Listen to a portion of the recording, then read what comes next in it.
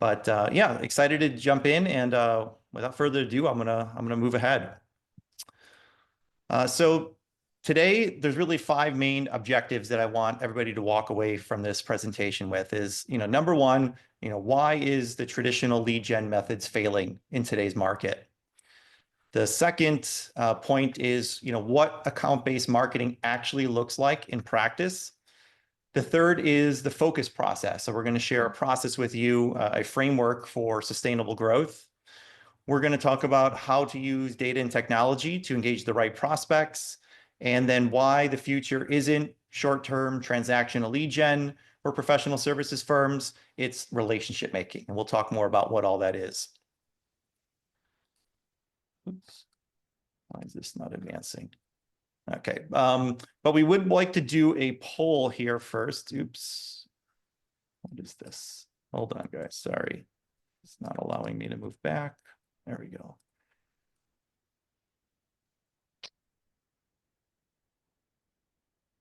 Some sort of annotation thing popped up. Let me get rid of this. Sorry.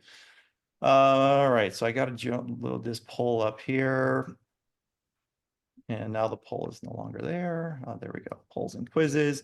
All right, so I'm going to launch a poll here while I kind of get into it, but I'm curious, how difficult has your new business been for your firm over the last 12 months? So if everybody could, chime in while I move ahead, that would be great. But a little bit about me, if you're not familiar, I started a concert promotion business in high school and worked with artists like Lady Gaga and Pitbull. And I then moved on to an agency business development role, was there for about 10 years, independent holding company agencies, helped these clients and companies I worked with land business with companies like Kohl's and Constellation Brands, generating millions of dollars in revenue.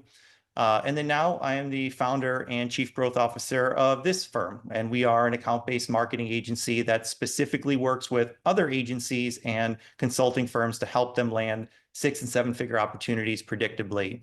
And now have a collective experience of over 20 years helping B2B companies grow. And if you'd like to connect with me on LinkedIn, if you're not, you can scan that QR code there. But curious where we're at with the poll.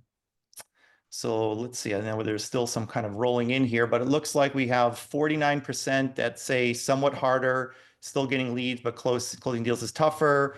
31% said significantly harder. So we're talking maybe 81% say it's either significantly harder or somewhat harder. So that's interesting. So the next slide that I will share here, well, let's pause there. I'll come back to that in a second. But so some of the clients that we work with, just to give you an idea, all those are clients or former clients in the top. And our job really at the end of the day is to help them land predictably clients like those you see there at the bottom. And the way we help these firms is with either helping them if they have low brand awareness, if they're getting an insufficient number of leads, maybe they have stalled deals in the pipeline that they're looking to use sales and marketing initiatives to move those deals through the pipeline faster. Maybe they are looking for retention and growth within existing clients that they have, or they're looking to re-engage past clients or lost opportunities. And usually we're brought in for a combination thereof. So that's a little bit about us, but I'd like to kind of shift gears now. Let's get into the actual content. And I know we had our poll here that showed about 80% of you on this particular webinar are struggling, and it's harder than it was before. And there's some research that a firm called RSW did that found 48% of agencies said that new business has been harder or a lot harder than the year before. So sounds like what we've found in this little poll here is even struggling with it even a little bit more than that. What we're also seeing in the market, this is other research from Agency Hackers and Wix, that 65% of agencies are saying they're seeing longer sales cycles. 35% of consulting firms reported either stagnant or declining revenue. 41% of agencies say their business is down. And 61% of agencies, when they were asked to rate their satisfaction with their business development program, they reported a 4.81 out of a 10. So not very good. So all of these are just data points to back up, I think, what everybody on this webinar is experiencing right now. Things are just more challenging than they've been before. And today, as the topic of the webinar indicated, we're going to unpack a couple of the kind of traditional lead generation tactics that many of you may have already been doing or struggling with, and offer a different way forward. So in particular, I want to start with referrals. And referrals are what we call unpredictable. And while I'm not here to say referrals are a bad thing, they are they're great when you get them in and they're the right fit, but they are unpredictable at the end of the day. And 71% of agencies say that they rely on referrals to generate new leads, and that being their number one channel. And that is a problem. And we'll talk about why that's a problem here in a second. Number one is that referrals arrive at random, right? You can't forecast these recommendations. They may come in clusters or not at all. The image that we saw was a roller coaster. That is really what referrals are. It's a roller coaster. It's feast or famine. You don't know when they're going to come in, who they're going to come in for, or when. The second thing is that most agencies and consulting firms are working with a smaller number of clients. They might be, in many cases, our clients are working with 10 to 20 of clients of their own at any given time. So the number of referrals that you're able to get from your contacts is very limited. You're not a SaaS company that's working with hundreds or thousands of clients that you could really use that as a big engine for referrals. So that makes things more challenging, especially too with different client conflicts that you may face. A lot of the referrals that come in are not a good fit. There is really a misalignment between those referred leads and where you ultimately are trying to take your business and where your core sweet spot is. And you sometimes make exceptions for short-term revenue, which ends up derailing efforts from your more long-term vision. Referrals are also impossible to replicate or scale. You can't just decide, hey, business is down, I want more referrals to fill my pipeline up. I wish it was that easy, but it simply isn't. And the fifth, it takes a long time to generate momentum. Clients, if you bring on a new client, you can't expect them to give you a referral instantly. It may take months or years before they feel comfortable referring you. So you may have launched a new service and you brought in a new client. It's going to take a long time before they start referring you for that particular service.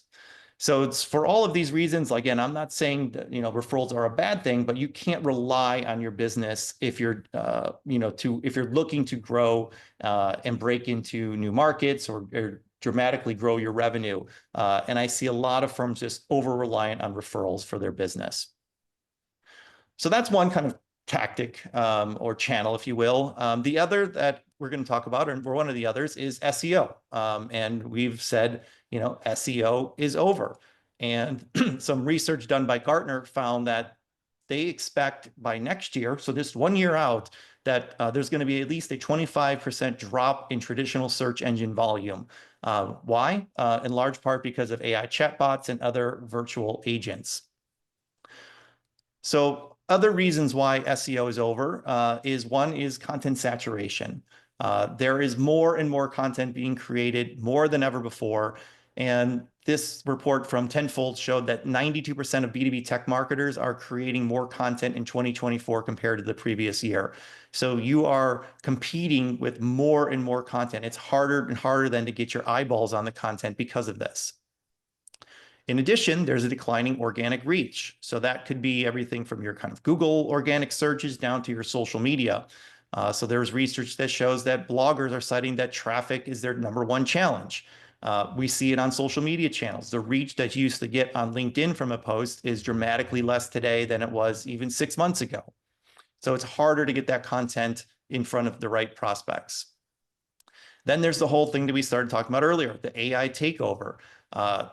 AI-driven searches are cutting organic traffic like we just saw from Gartner.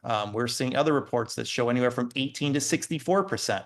I know me just personally, I'm finding I rarely go to Google anymore. I'm just going to go to a ChatGPT or a Claude or any of the number of other tools, and I ask it to answer my questions now. And your prospects are doing the same thing. And here's something that you may have seen kind of floating around. This came out maybe a week or so ago, big time on LinkedIn, but HubSpot, who many would say are the ones that sort of created the whole motion of inbound marketing. their traffic declined in January of 24. So a little over a year ago, they were at around 13 million monthly visitors. And that dropped significantly to 5.7 in January of 2025. So if HubSpot is seeing this type of a dip, who kind of are the ones who popularized inbound marketing and search and whatnot, what chance does a smaller mid-sized business have to compete? So if you're going to rely on SEO and prospects finding you for it, you're going to be in trouble. Another channel that we want to talk about is cold email. And it may surprise people on this that are familiar with me or familiar with our company that we would say something like cold email is dead, because for many years, cold email has been our #1 channel. But we can say that we've seen decreases, and it's really, made us fundamentally change and rethink how to go to market. And there was some research done here that showed that from 22 to 23, now to 23, 24, that there was a 32% decrease in reply rates across C-level executives. And I can tell you that there was a 33% decrease the year before that. And before that, every year, it seems like it's just getting harder and harder to get responses from prospects from your true cold email. And, I still believe email is a channel to use, and we'll talk about how to use it, but just sending out a cold email from a list without any prior brand awareness or demand built is really challenging these days. So some things on why cold email is dead. Again, another kind of theme here with saturation, but email overload. Statista shows that there's 376 billion emails predicted to be exchanged this year. That's a 23% increase from 5 years ago. And that same report showed what it's going to look like in 5 years from now, and it just keeps going up. So even with Slack and social and all these other channels, email still reigns, and there's inboxes are just getting flooded. Because of that, there's been a reaction in the industry with stricter email security. Last year, Gmail really kind of set things in motion, requiring bulk senders to authenticate their emails. You have to have unsubscribe links in them as well. Deliverability was a huge problem last year, where you could have the greatest email message going, but it ends up in the spam folder or the other folder of your email, and it's just harder and harder to get your prospect to even see your email in the first place. So what we are seeing, though, is that brand awareness is key. When we looked at our own results as well as our clients, what we found is that if there was some pre-existing awareness of your firm to that particular prospect, that the meeting booking rates actually spiked by over 300%. So that was a key insight that led to a lot of what we're going to be sharing here today. So it just makes true cold email more and more challenging. And because of all of this, it's become more costly and time consuming. You would, unless you're really into the cold email world, you would be really shocked to see, how people are starting to have to use secondary domains and specialty tools and, only sending Gmail emails to other Gmail people. I mean, the list goes on and on of all these different things that you need to do to inbox these days. And it's driving the cost up and the complexity up, and, really making people wonder, is this still a cost-effective and efficient channel? And our answer is, in true cold email, no. And there is a better way forward, which we'll be sharing here today. And the last thing here is AI agents. Again, the AI word comes up here again, but there are these agents now that could essentially, you tell it your buyer persona and your ideal company profile, it will build lists for you, it will write messaging, it will personalize the message and send it out on your behalf, all on your own, basically replacing an SDR and doing this all autonomously. Now, my opinion is those emails are no good. The personalization is weak. It sounds robotic, but at the end of the day, it's flooding inboxes and making your prospects more blind to true cold email. So the bottom line is, it's tougher than ever. And that makes us have to understand that there needs to be a new way forward. We can't rely on just referrals. We know that. We can't rely on SEO anymore, and cold email isn't the way either. And that's where we move into where we see the future going, is into account-based marketing, ABM. So I'm going to launch another poll here, if I can figure out how to do that. Let's see here.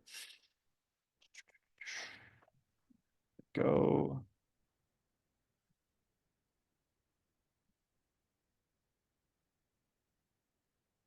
Got to end this one. Okay. Let's see.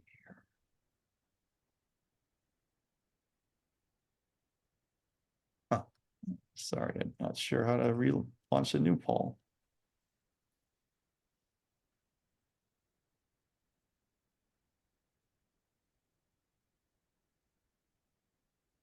All right, well, maybe we won't do this poll after all. I can't figure out how to do a new poll. It keeps wanting me to do the old poll. Let's see if it, yeah, I don't know. Oh, here we go. Sorry, I got it.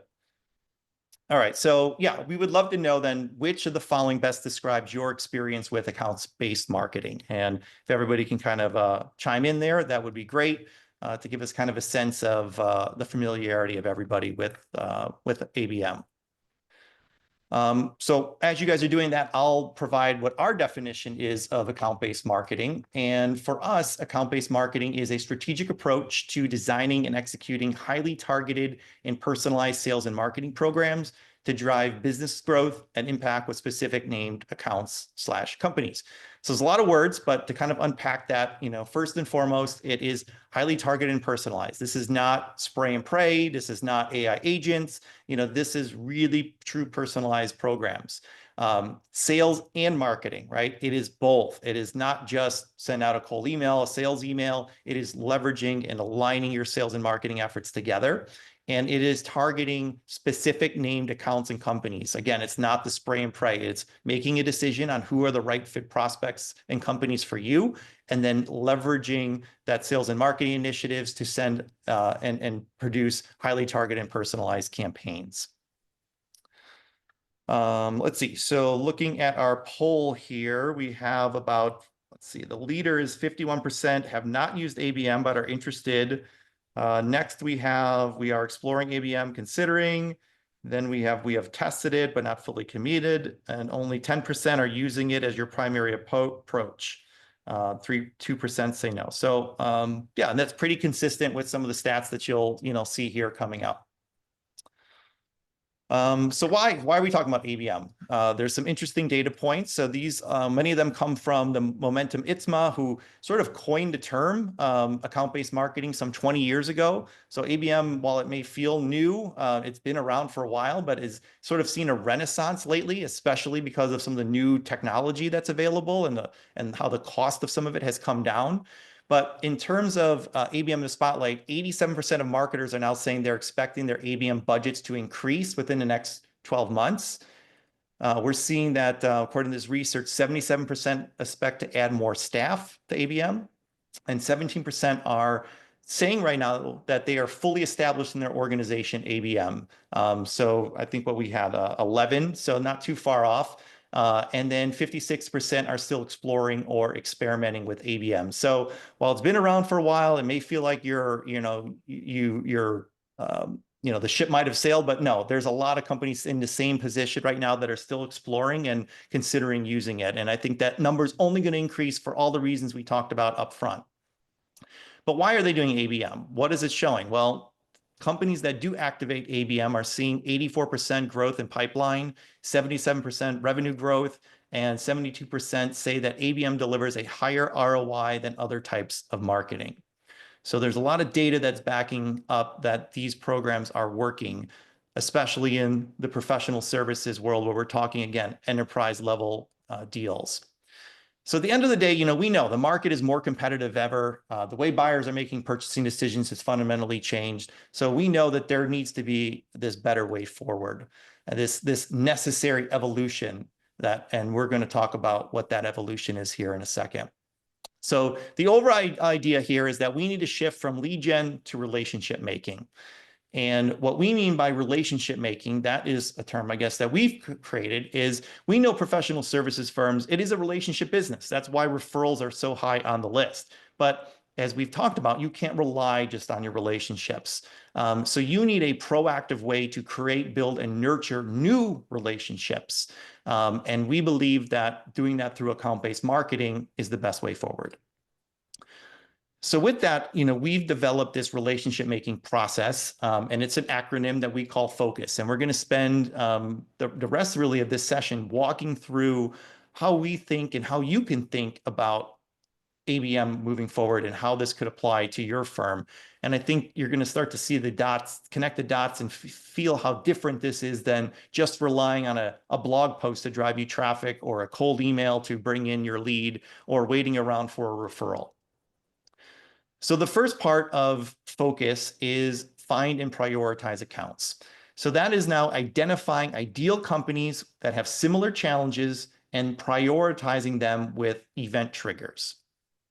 So to do that, you need really 4 steps. So you need to define what your ideal company profile is. You need to gather the right data. You need to harness event triggers, and you need to segment and rank. We'll talk a little bit about each of these.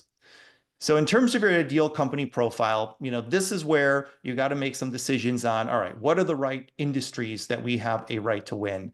What are the right, maybe geographies, size of companies, these revenue of companies. So you need to make some decisions. And to do that, you need to look at your past clients that you've had.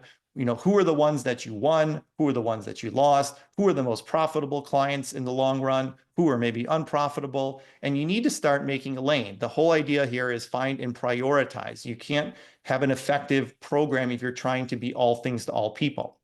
And some research from Topo found that organizations that have a well-defined ICP enjoy a 68% higher win rate than those that don't.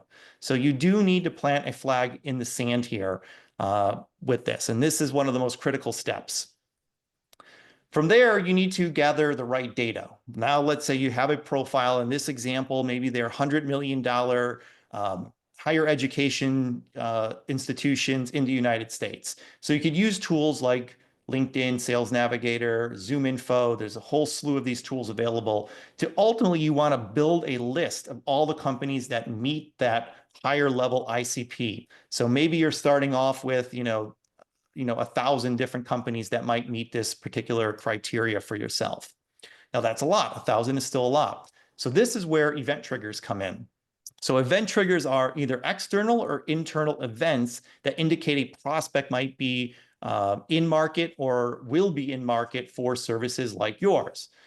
So what are some event triggers? Well, it could be maybe a client or champion job change. One of the ones that, if you're a part of our newsletter, that we track is a CMO moves to a new organization. That generally means that they're going to reviewing their agency roster and may make some decisions on working with other partners. So tracking things like that might take that list of 1,000 and which ones have had maybe a new chief marketing officer. But other things you could look at are closed lost opportunities, conferences. Are they involved in conference sponsorships?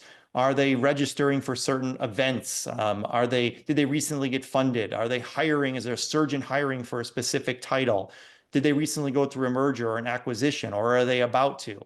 Every client that we work with, there are different triggers that mean something to them. And there are a whole slew of other ones that aren't on this list. So the idea is when you're doing your kind of audit on who your clients are, you're going to want to pay attention to, did any of these types of things happen to them before they engage with us? And that will be insightful in the beginning to help you, again, prioritize which companies you want to reach out to. But from there, you're going to want to segment and rank your list. So after you've done all of this, perhaps now you have different tiers is the way we like to look at it. And different tiers are going to get different type of outreach, right? So there is kind of your true one-to-one ABM. This is where you probably have a really tight list of less than 100 companies. You're going to spend time doing hyper-personalized messaging to them. And this is usually reserved for deals that could be $500,000 or more. You may want to do more of a one-to-few approach, where this is maybe where you have companies, maybe 100 to 1,000 on your list. You're going to still do personalized messaging, but maybe it's not as hyper-personalized and deeply researched as the one-to-one. And this is generally reserved for deals that maybe are $100 to $500,000. And then there's kind of your more one-to-many. This is when you have a larger list. It's maybe just be customized messaging to clusters or groups. And this is generally for deals that maybe are $10,000 to $100,000. And generally, see is that clients are implementing multiple multiple approaches. They might have tier one to a certain group, but then they'll have one to few or one to many to another group. So I don't believe there's necessarily a one size fit all. I think there's a time and a place for all of these. But the idea here is, again, you're building a list. You're looking at those triggers, and then you're categorizing which ones, and then you're doing the appropriate level of marketing and sales to them afterwards. Christian, I think there's a good question here that maybe it may have been answered since Dory first posted it, but it has to do with the figuring out the ICP lists. She asked, what if you have 4 or 5 ICP? Yeah, that's a great question, and I think that's fine. I'm not one of these people that will come and say you got to pick one industry and that's it. I think there's validity on having multiple industries, but I think if you're just starting off with an ABM program, I would generally say start with one. Treat this more as a pilot. Build the muscle, get the tools in place, and launch it just with one. And when you see traction and you get the system in place, then roll it out maybe to a second and then a third and then a fourth. But I think if you're going to try to do all 5 at the time, unless you have a big budget and a big team, it may not work out. And again, that doesn't mean if inbound things come in those other industries, you're turning that business away. You're just maybe not focusing your sales and marketing efforts as heavily into those other industries right now. Right. Great question. Andrew also asked, are the numbers that we're referring to was on an annual basis? Yes. Yeah. Mm-hmm. Great question as well. All right, so now we move into O, which is orchestrate thought leadership. So we're going to use thought leadership now to differentiate and position your firm as an authority, right? And we believe in what we call tentpole content. And that means high value cornerstone content that drives your campaigns and your engagement. So what I mean by that is these are developing things like an annual report, an in-depth ebook, webinars like we're on today, original research studies, signature white papers, summits, trends reports. So these are big, meaty pieces of content. It's not just your normal blog post. This is something that, if asked, you could go and speak at an event about it. You could, maybe even have it featured in other publications. So it's something well-researched, really helpful to your target audience, and specifically will solve a problem for that audience. And what I mean by that is the content that you create has to tie back to the pain points of the target audience that you have identified in the F step of focus. So, for example, if your ICP is showing that companies, the challenge they're experiencing is slow sales cycles, well, then maybe your tentpole piece of content will explain how marketing alignment shortens the buyer journey, right? And shares unique insights and research and subject matter experts on how they can achieve that. Another example, maybe your identified accounts recently are all ones that were newly funded. Well, then you might have content around how to scale brand awareness after you've been funded. So the idea is not to just create content to create content. It is to create content specifically that is going to help solve a problem that your identified audience is experiencing. And that's, I think, key, that those two have to talk. I see too many organizations creating content, but it doesn't link back to the target audience's pain points. So that's really critical. Now, where do you come up with these insights? I've said a couple of these in the past. Well, you all have clients, so you could, whether it's client examples you have, whether it's be interviewing your clients to get additional insights. So that's a way. You could be tapping into your internal subject matter experts. How do you get all the information out of their heads, but document it some way?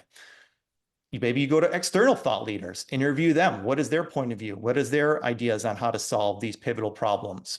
You may decide to do original research. Maybe that is something as quick as a Survey Monkey type of report onto something that's really well done and a more thorough report. And then there could be third-party research. You've seen in this presentation, I've cited quite a bit of third-party research to help kind of tell the story and bring it to life. And ideally, the thought leadership is some combination thereof. And then when you think about your thought leadership content, again, this is more through the lens of if you're starting an ABM program versus if you're well established. But we like to think about creating a tentpole piece of content every quarter. So for example, in month 1, maybe this is the launch of your signature report or white paper. for us, this webinar is our tentpole piece of content for Q1. And then what's going to happen is you're going to have ongoing awareness and demand gen programs throughout the rest of the year for this particular content. So we're going to be cutting this up into short form clips. We're going to have blog posts. We're going to have, social media posts. So it's going to live on basically in perpetuity. We're not going to stop it. This is not the end of us talking about this topic, because we know that not everybody is in market for our services now, or you may need to see the message multiple times before you take action. So you create it and then you keep going with it. And then in the second quarter, you're going to work on and get something else launched. So maybe it is, in this case, a webinar where participants can ask questions about Q1. So you create something new and you have ongoing awareness and demand for it. And you start to stack these different thought leadership pieces on top of each other. And of course, you're taking a look at the analytics. If something is underperforming, maybe you change it up, or you just terminate it, period. But the idea is you have multiple things coming. You don't just kind of stop and end, because you don't know where buyers are in their buyer journey, and you want to stay top of mind with them. So when they are ready, you're still showing up in front of them. Okay, good. Another couple good questions I think would be Yep. good to talk about. And they're gonna, the O and the C overlap sometimes when it comes to content. So it might get also answered again for you. But one question from Robert is there a relationship between how agency brands are positioned, hopefully more tightly, and how that impacts the prospect universe? How agents are positions in the prospect universe. Right. So Yeah, is being tightly positioned making it a difference probably in delivering to that prospect universe and engaging them? Yeah, if I'm understanding the question, I think the answer would be yes. I think the overall positioning of the firm, has to coincide with, where, what you're doing from a thought leadership perspective, as well as who you're targeting. There has to be continuity, between the two. You don't want, to say you do one thing and then you're targeting another, group. So if I understand a question, that, I would say yes. But, if I'm wrong, kind of clarify, we can kind of come back to that at the end. So, I get one more. Yep. From Julie. Julie said, could you elaborate on why blog posts maybe don't suffice for the O here? Because that's where I mean by it might be C that we're going to talk about this more. Yeah, well, I do think a blog is a good piece of thought leadership content, but it should ideally, is that blog post going to be enough to, educate and inform a chief marketing officer or a CEO of a company? Like, is it going to go in depth enough to really share your point of view on how to solve a problem? Is it going to be provocative? Is it going to have data and insights to back it up and make them think about how to solve their problem in a new way? That's probably tough to do in just a blog post. Now, I think having a cornerstone piece of content that is, repurposed into different blog posts to kind of talk about different topics, I'm all for that, but I'm not sure one blog post alone is enough to drive and change the viewpoints of your prospects. But yes, it does. Back to regularly scheduled programming. Yes, and that's good. I like that. We'll pause between each of these steps for those questions. Yeah. So now we go into create awareness and demand. So now we need a way, we know who our audience is, we've created content. We need to make sure we get that content in front of our prospects, because as we talked about, you can't just send them a cold email. You can't hope that they stumble upon your blog through SEO. It's not good enough anymore. So awareness now, it matters more than ever. There's some research that 6 Sense had done that shows that B2B buyers are nearly 70% of the way through their purchasing process before they engage with a seller. Also, buyers already have a preferred vendor at the time of the first contact, more than 80% of the time. So you need to get out in front of these prospects before they're ever ready even to buy. They need to know who you are. They need to know what your point of view is, how you solve these types of problems. Because if you're waiting until they're 100% ready and in market, you're already too late, because they've already have their short list and they have their brands in their mind. So this is more important than ever. So how do you do that? How do you get this content in front of your prospects? Well, there's a number of different channels. Well, there's countless channels that you could use. These are some of the more popular ones and effective ones that we typically find. But it could be going old school with a direct mail piece that is sent specifically to the right prospects, something creative. It could be email newsletters. I know many of you on this webinar came from our email newsletter, which is a way for us, again, to keep top of mind with prospects. LinkedIn ads is another really great one. There are very good ways to target on LinkedIn, so you're not serving content to random prospects. There are now thought leadership ads. The image there is an example of one from the CEO of Instantly, where you can now promote a person within your organization, a subject matter expert, your owner, and have a more conversational type of an advertisement. Again, thought leadership in nature, versus a traditional kind of ad. Partner events, sponsorships are all, I think, people post-COVID are they're still craving to get back and meeting people. So I think events, is another good one that we're hearing positive feedback from. And then webinars and virtual events like this still, do well. So again, what's more important is figuring out where are your prospects. If your prospects aren't on LinkedIn and they're all going to, the annual trade show, then that's where you need to be as well. So you have to really look at where your prospects are. And then you also do need to be honest with yourself. Like if you're not somebody that is going to be posting regularly on LinkedIn, it's just not in your DNA, you're not programmed that way, then that's probably not the right channel for you. So you got to try to find the balance of what feels authentic and where you have some passion, and then where do your prospects live? And that's a good way to kind of look at it. But again, you can't just wait for them to find it. You have to proactively get it in front of them. And with all these tools that are available now, you can, in fact, make sure your message gets seen by the right prospects for for reasonable budgets. Now, the other part of this is, you can't just rely on one channel. But there's also a balance act. You don't want to take on too many channels. So 2, maybe 3 channels, I think, is a good place to start. But let's kind of look at a typical kind of campaign. Maybe one of your tier 1 prospects sees your sponsored LinkedIn post in early Q1. They end up clicking through, they go to your website, and they get to one of your webinars, touch 2. Touch 3, a week later, they get an email from you because you know that they click through because technology is able to show you that. And now you share your full ebook with them. A couple weeks later, maybe you send them a direct mail piece, a gift, something in the mail. And then finally, they sign up to your online roundtable, touch 5, right? A couple weeks after that. And I want to share this because I think it highlights that there needs to be multiple channels. It's not just send a cold email and hope we get a meeting. There is multiple touches. There's multiple channels that you need to go through. And also, it's not an instant thing. This may take weeks, months, years sometimes for people to go through their journey. And they're going to come in and out at different stages of that journey. So you have to be prepared for all of them. And then another thing that many of you may have seen is the whole idea of the 95-5 rule. And I kind of touched upon some of this already, but the idea here is that 5% of your market is actually actively in market for services like yours at any given time, versus 95% are not in market, but they could be. So if you're just focused on that 5% at the top, you, as we talked about earlier, are competing with all those other firms that have already gotten to the front of the mind of your prospects. They've probably already met. They've already been on their website. So in many ways, if you're focused just on the 5%, you're probably too late.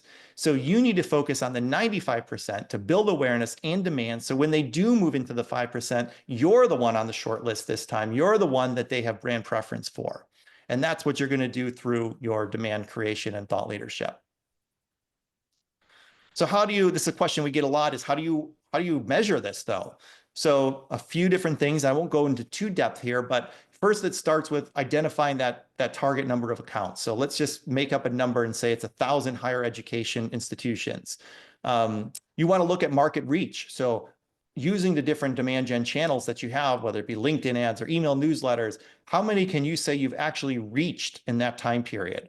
So in this case, let's say between all the channels, you were able to reach 600. So you have 60% market reach. So that's a number that you want to increase month over month. So you're getting closer and closer to 100% reach. And then you're going to want to look at engagement. Who visited your website? Who opened an email? Who engaged with you in social? So you're going to look at all those and add up those numbers. And that's, again, another metric that you're going to look at. So hopefully now, again, month over month, you're seeing more and more engagement happen from your target accounts. And then the last piece is we know that these buying committees now there's more people involved with it. So you can't just rely on one prospect at one company and consider that a hot lead for yourself. You need multiple people. So the other thing that we like to look at is how many of the accounts that you're targeting have multiple decision makers or influencers that are engaging with your content. So in this example here, maybe now you have 20 accounts that you have multiple people that have engaged with you in the account engagement portion.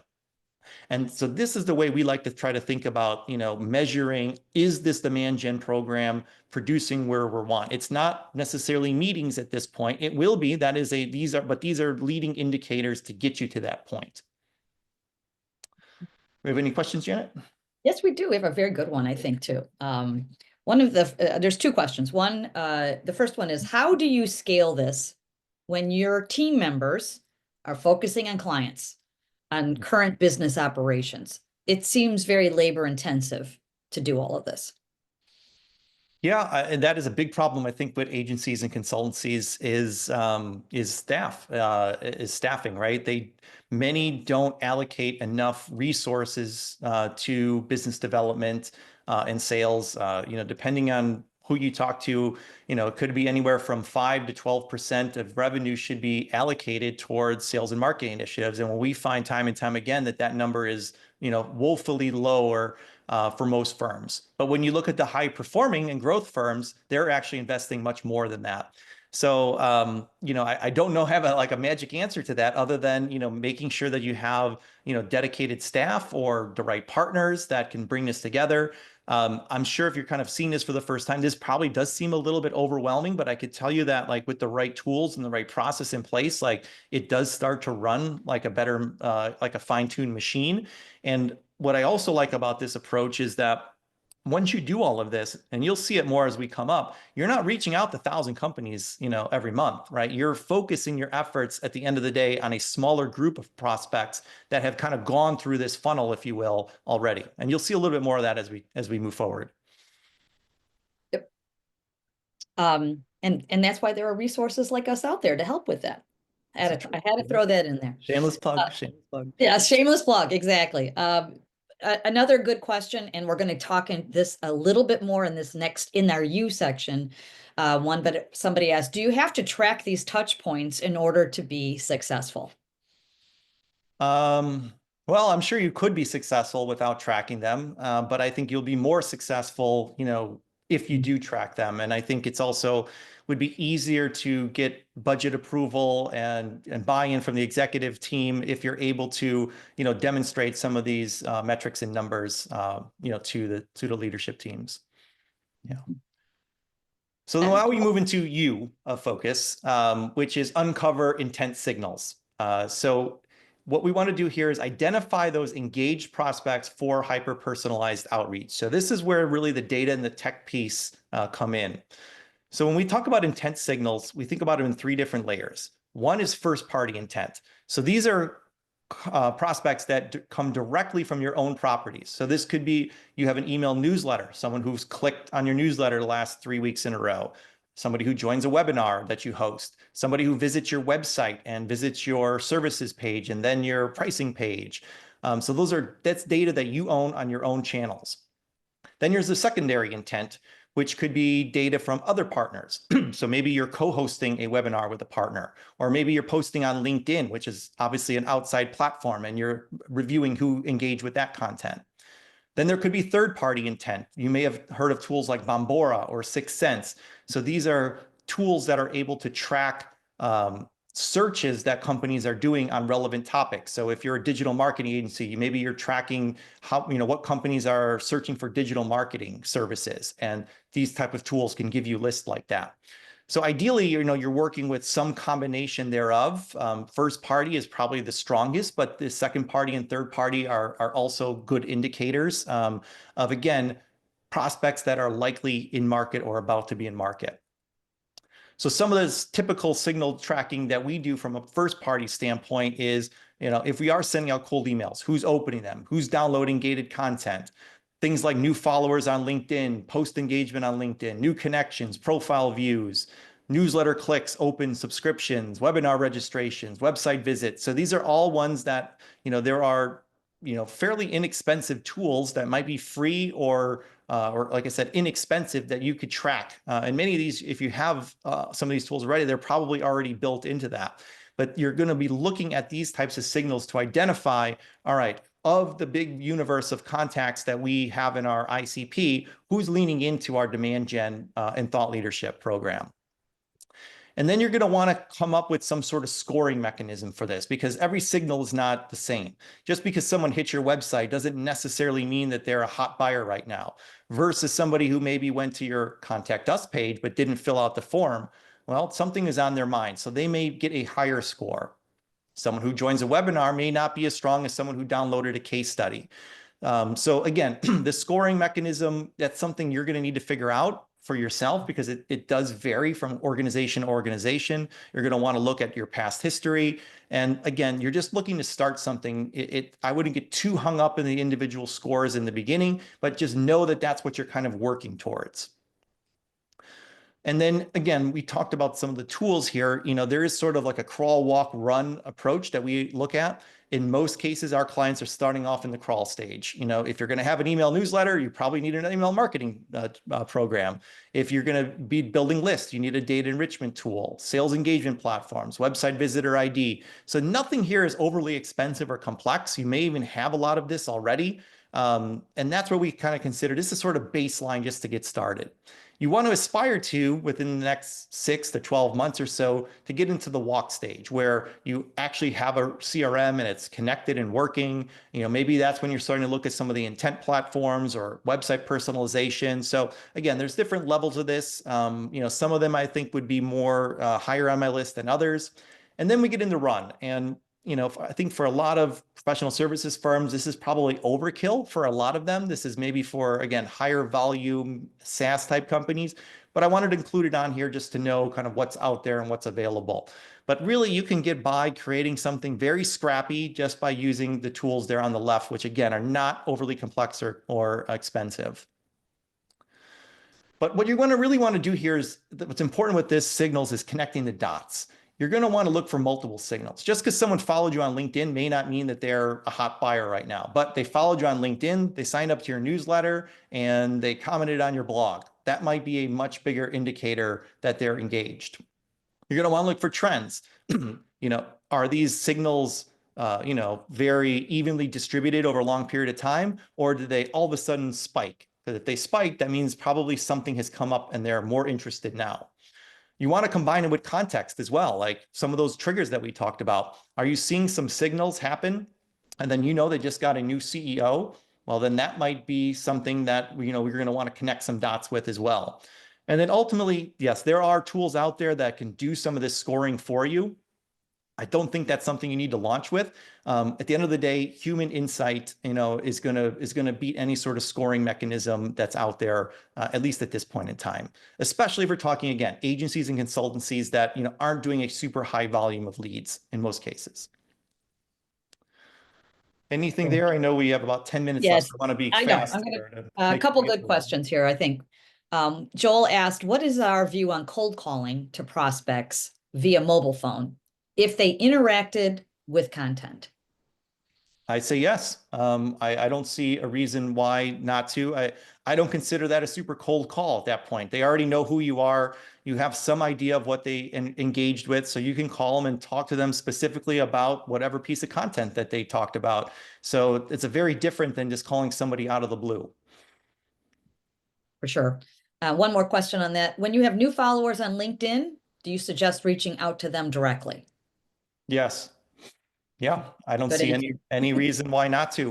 Again, it's not a sales pitch though. You're trying to start a relationship with them, connect with them back, learn a little about their business, and just start a casual conversation. Do more of a social selling approach versus something more direct.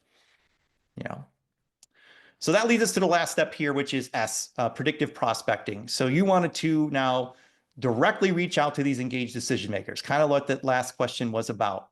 While absolutely do I expect this program to generate inbound leads, you don't want to just wait for that to happen, because you're going to be missing more than half of the opportunities that you've spent so much time and energy to generate in the first place. So what we mean by that is turning these insights into conversation. So using your ICP insights, using your event triggers, your intent signals to decide which prospects you want to now hyper personalize with one-to-one type of messaging. So this, again, takes more of a multi-channel approach.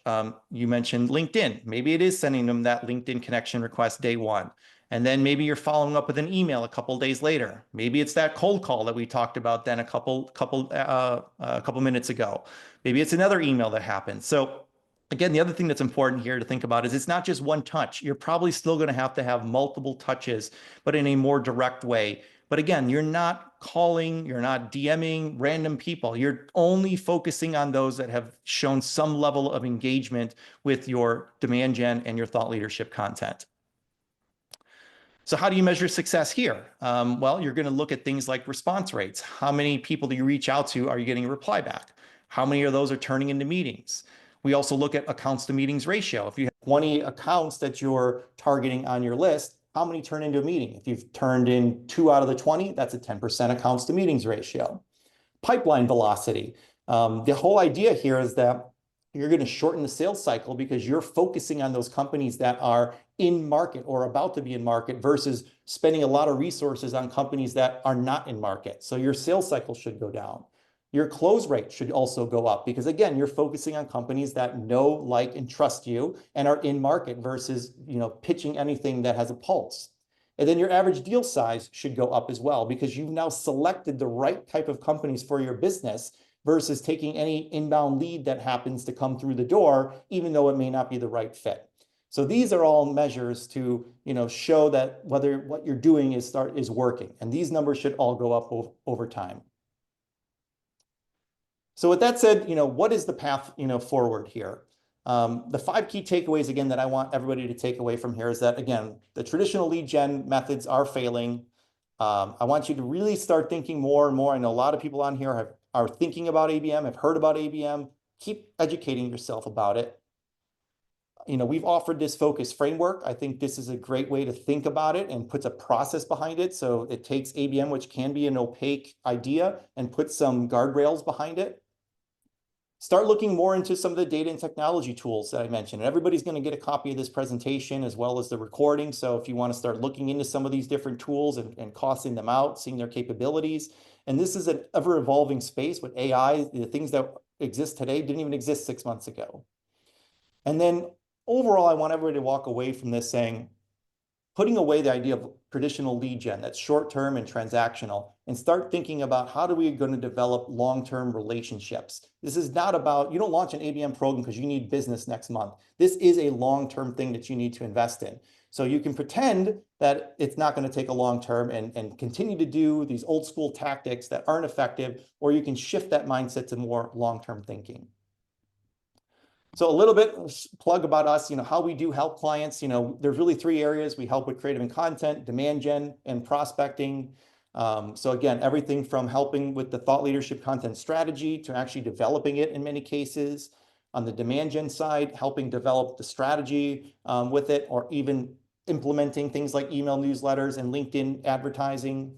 And then the predictive prospecting as well. We can do that, everything, again, from advising clients on how to do it, what channels to do it, to actually becoming kind of a sales arm of them and doing that outreach, for organizations that need that help. We're sometimes brought in just for one of these services. Sometimes most of the time we're brought in for all 3. So we can get plugged in any given area. The more important thing is that all 3 are there. Whoever's doing it is irrelevant.